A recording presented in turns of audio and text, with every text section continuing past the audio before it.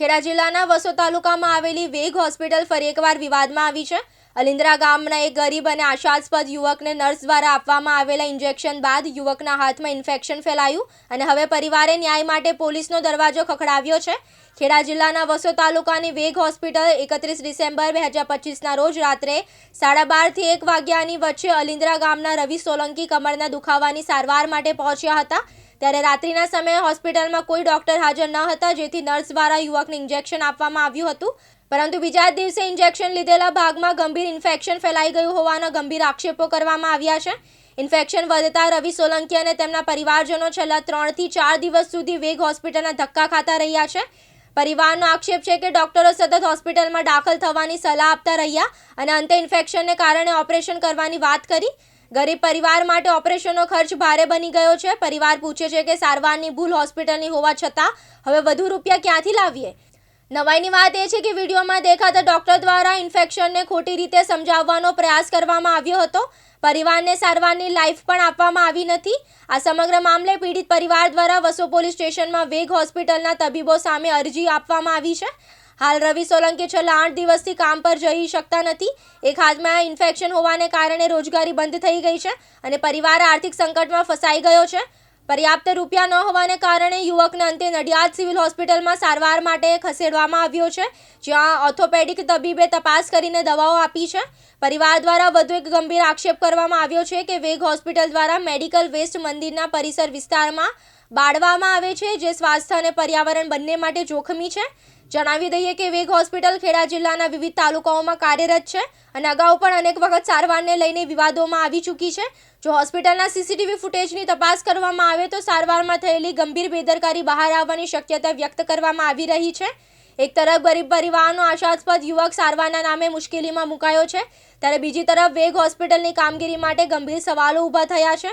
હવે જોવાનું રહ્યું કે તંત્ર અને પોલીસના મામલે કેટલી ઝડપી કાર્યવાહી કરે છે અને રવિ સોલંકીને ન્યાય મળે છે કે નહીં। નામ રવિ સોલંકી, સતીશભાઈ સોલંકી, અલિન્દ્રા ગામ। રાતે 31 ડિસેમ્બર રાતે 1 વાગે કમરમાં દુખાવો થવાથી દવાખાને આવ્યા હતા। ઇન્જેક્શન મૂકી હતું। ઇન્જેક્શનથી આ ઇન્ફેક્શન થઈ કશું, ત્યારથી રાતોરાત તે ઘડીએ તે બેનને બતાવ્યું હતું, પણ બેને કશું કીધું નહોતું। કોઈ નર્સ હતી, ડૉક્ટર કોઈ હાજર હતો નહીં। એને બતાવ્યું હતું તે કે આ થઈ જશે સારું, એમ 2 દિવસથી વાટા રોજ એક દિવસે વાટો મારતો હતો। 5 તારીખે કીધું કે દાખલ થવું પડશે, દાખલ થઈને ઓપરેશન કરાવવું પડશે એવું કંઈ। આજે આપ ગયા હતા ત્યાં? હા, આજે ગયા હતા। તો સાહેબ શું કહ્યું? ઓપરેશન કરવું પડશે, પૈસા માંગે, પૈસા કંઈ થશે। કઈ હોસ્પિટલ છે? વેદ હોસ્પિટલ। કઈ જગ્યાએ આવે? વસો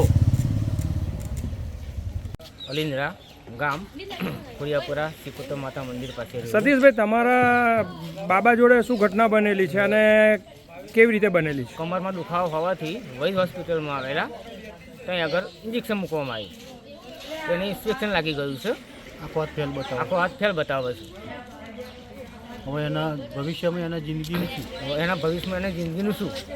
નોકરી ધંધો કરતો હતો છોકરો। અમે તો એક મજૂરી વર્ગ છીએ, એટલે અમને જરા વિચાર આવ્યો તો એ બેને તૈયાર મૂકેલું છે ઇન્જેક્શન। તો ભવિષ્યમાં ડોક્ટર કે કોઈ હાજર હતું ઇન્જેક્શન? ડોક્ટર કોઈ હાજર હતું નહીં, અને એમના કહેવાથી નર્સો ઇન્જેક્શન મૂકેલું છે। તો અમારે પછી આની અંદર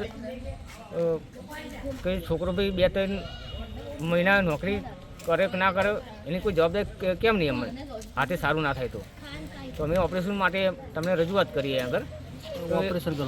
ઓપરેશન કરવાનું કહેશે, કયા કારણથી ઓપરેશન કરવાનું? ભૂલ એમની હોવાની, એમની ભૂલ હોવાથી, બેદરકારી હોવાથી ઓપરેશન અમારે માટે સિરે નાખે છે અને અમને કહેશે પૈસા તમારે આપવા પડશે દવાખાના। દવાખાનામાં કેટલા પૈસા થાય એની અમને કોઈ અંદાજ નથી એમ। હું મજૂરી કરવાવાળા માણસ, અમે મજૂરી કરવા માણસ છીએ। ફરિયાદ કે એવું ક્યાં આપ્યું તમે?